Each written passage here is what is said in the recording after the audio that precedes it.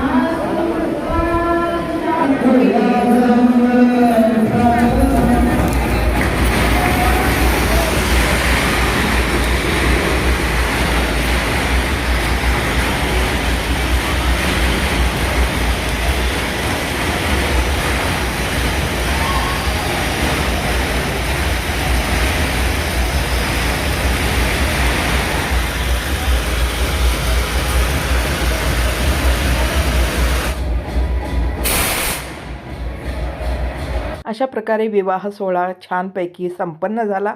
आता त्यानंतर चालू झालेला आहे फोटो सेशन. आता प्रत्येकजण येऊन आपल्या आपल्या फॅमिलीसोबत फोटो काढण्याचा प्रयत्न करत आहेत. आणि इथं चाललेलं आहे गिफ्ट द्यायचं आलेल्या पाहुण्यांना. तर अशा प्रकारे लग्न संपन्न झालेलं आहे. आता आम्हाला निघायचं आहे. सर्व पाहुणे मंडळी पण निघत आहेत. इथं आम्ही सर्व बसलेलो आहोत आपले फॅमिली. तर सगळं बोलणं चालणं थोडंसं झालं. इथं आई बसलेली आहे पहा, ती आमची आई आहे. तर झालं बोलणं. आता निघायचं आहे कारण खूप लांबचा प्रवास आहे आमचा पण. आता म्हणून आता सगळ्यांना निरोप देऊन निघायचं आहे. आणि इथं पहा रुखवत मांडणी किती छान प्रकारे केलेली आहे. आणि जाता जाता आम्ही ते पण पाहिलं.